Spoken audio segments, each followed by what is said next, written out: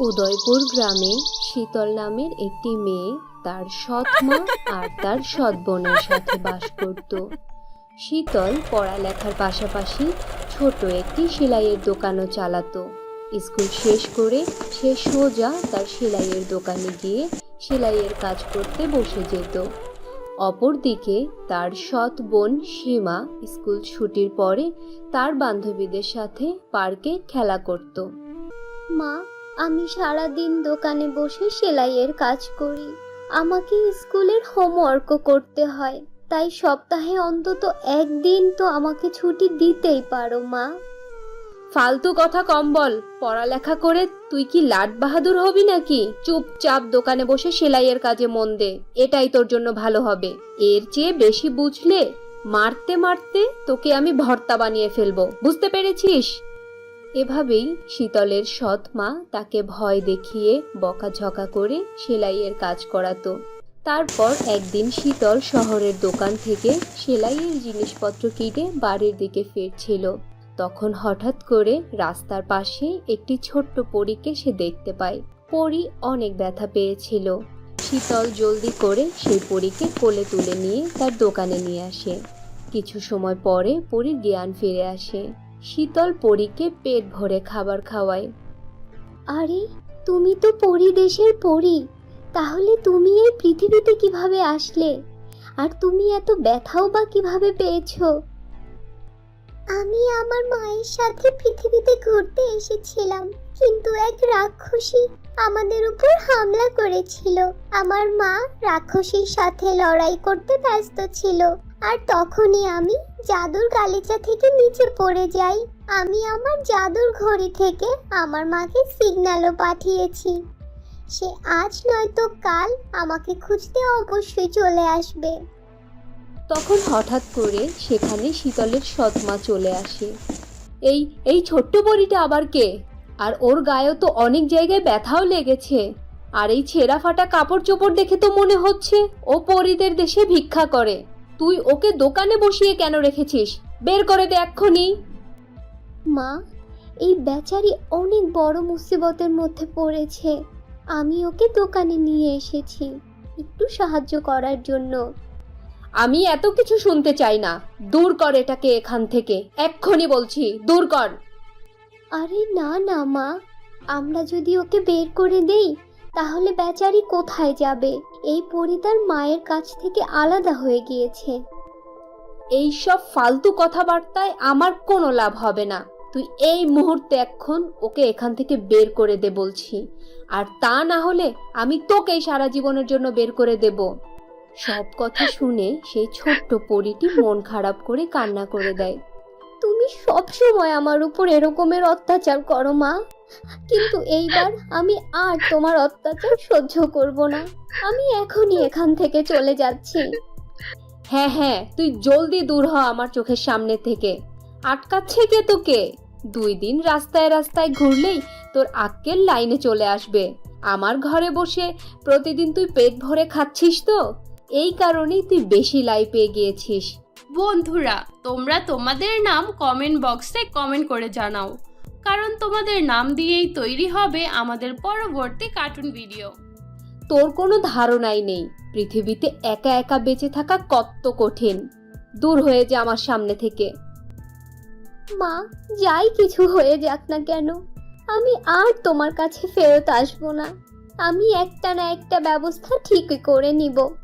তারপর শীতল সেখান থেকে সেই ছোট্ট পরীকে নিয়ে বের হয়ে যায়। আমাকে ক্ষমা করে দাও আপু, আমার জন্য তোমাকে অনেক সমস্যায় পড়তে হচ্ছে। আরে না না, কোনো ব্যাপার না ছোট পরী। আমার সৎ মা ভীষণ খারাপ, উনি সব সময় আমাকে ভীষণ জ্বালাতন করে। কিছু দূর যাওয়ার পরে শীতল একটা বড় বট গাছ দেখতে পায়। আমাদের দুজনের জন্য এই জায়গাটা ভালোই হবে মনে হচ্ছে। তারপর শীতল বেশ কিছু কাঠ জোগাড় করে গাছের নিচে ছোট্ট একটি কুঁড়ে ঘর বানিয়ে ফেলে। ব্যাস, আমরা এখন এখানে আরাম করে থাকতে পারবো। পরী, তোমার তো মনে হয় অনেক ক্ষুধা লেগেছে, তাই না? হ্যাঁ আপু, আমার ভীষণ ক্ষুধা লেগেছে। ক্ষুধার জ্বালায় আমার পেট ব্যথা করছে। দেখো পরি, আমার কাছে তো কোনো টাকা নেই, তবে আমি দর্জির কাজ জানি। চলো আমরা বাজারে যাই, সেখানে গিয়ে কোনো সেলাইয়ের দোকানে আমি একটা কাজ খুঁজে দেখব। তারপর শীতল ছোট্ট পরীকে নিয়ে বাজারে যায়। তখন সে একটি সেলাইয়ের দোকান খুঁজে পায়। শীতল অনেক বিনয়ের সুরে দোকানদারের কাছে কাজের আবদার করে। দোকানের মালিকের অনেক দয়া হয় তার উপর, আর সে শীতলকে একটি ড্রেস সেলাই করার জন্য দেয়। শীতল অনেক সুন্দর করে সেই ড্রেসটিকে সেলাই করে দেয়, যা দেখে দোকানের মালিক অনেক খুশি হয়ে যায় আর শীতলকে তার দোকানে কাজে রেখে দেয়। আর দেখতে দেখতে শীতল সন্ধ্যার মধ্যে অনেকগুলো ড্রেস সেলাই করে ফেলে। শীতলের সুন্দর কাজের প্রতিভা দেখে দোকানের মালিক খুশি হয়ে তাকে অনেকগুলো টাকা দেয়। আরে বাহ পরি, দেখো দেখো, আমাদের কাছে এখন অনেক টাকা রয়েছে, আর এখন আমরা এই টাকা দিয়ে পেট ভরে খাবার খেতে পারবো। শীতল ছোট্ট পরীকে নিয়ে একটি রেস্টুরেন্টে যায়। তারপর তারা দুজনে মিলে পেট ভরে খাবার খায়। সেদিনের পর থেকে শীতল সেলাইয়ের দোকানে কাজ করে অনেক টাকা রোজগার করতে থাকে। এভাবে বেশ কিছুদিন পার হয়ে যায়। তারপর হঠাৎ করে একদিন ছোট্ট পরীর কাছে তার মা চলে আসে, আর মাকে দেখে ছোট পরী ভীষণ খুশি হয়ে যায় আর তার মাকে সে খুশিতে জড়িয়ে ধরে। আমার মেয়েকে আমি হারিয়ে ফেলে অনেক কষ্ট পেয়েছিলাম। আমি তো এই ভয়েই ছিলাম, না জানি আমার মেয়ের সাথে কোনো অঘটন না ঘটে যায়। কিন্তু এতদিন ধরে তুমি আমার মেয়েকে কত ভালোভাবে দেখাশোনা করেছো শীতল। আমি তোমার উপর ভীষণ খুশি হয়েছি, আর তাই আমি খুশি হয়ে তোমাকে আমার জাদুর তারা লেহেঙ্গা উপহার দিতে চাই শীতল। তারপর মা পরী তার জাদুর লাঠির সাহায্যে শীতলের গায়ে সুন্দর একটি তারা লেহেঙ্গা পরিয়ে দেয়। শীতল, এই জাদুর তারা লেহেঙ্গা তোমার মনের সব ইচ্ছা পূরণ করবে, সেই সাথে তোমাকে সব বিপদ আপদ থেকেও রক্ষা করবে। এই কথা বলে মা পরী আর ছোট পরী সেখান থেকে উড়ে চলে যায়। অপরদিকে জাদুর তারা লেহেঙ্গার সাহায্যে শীতল তার নিজের জন্য অনেক সুন্দর একটি বাড়ি বানিয়ে নেয়।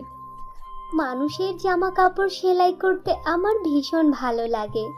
তারা লেহেঙ্গা, তুমি আমার জন্য একটি জাদুর সেলাই মেশিন প্রকট করে দাও, যার সাহায্যে আমি আমদানি করার পাশাপাশি গরিব অসহায় মানুষদের জন্য ফ্রিতে অনেক কাপড় সেলাই করতে পারবো।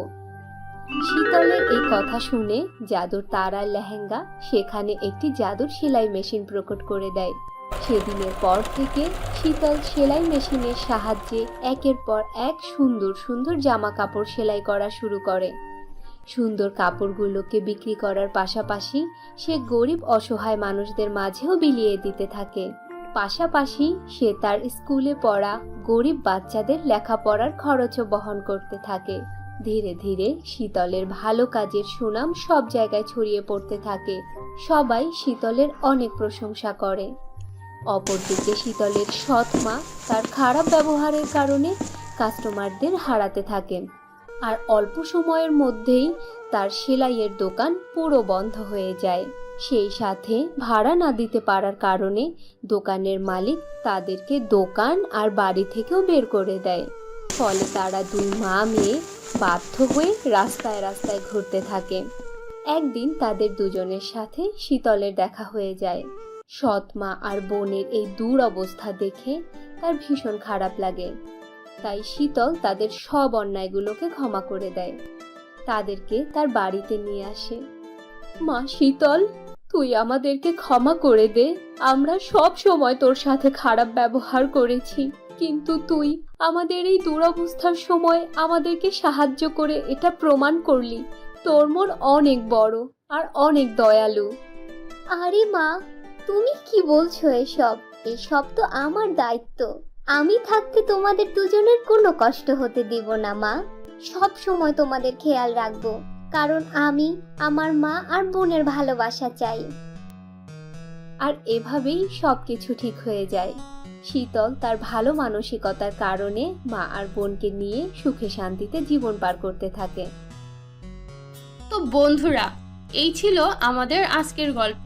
আশা করি গল্পটি তোমাদের কাছে খুব ভালো লেগেছে। ভালো লাগলে আমাদের আজকের গল্পটিতে একটি লাইক দাও, কমেন্ট করো আর তোমার বন্ধুদের সাথে শেয়ার করো। আর যদি আমাদের চ্যানেলে নতুন হয়ে থাকো তাহলে আমাদের চ্যানেলটি সাবস্ক্রাইব করে পাশে থাকা বেল নোটিফিকেশন অন করে দাও। তো দেখা হচ্ছে পরবর্তী ভিডিওতে। ততক্ষণ পর্যন্ত ভালো থাকো, সুস্থ থাকো। আল্লাহ হাফেজ।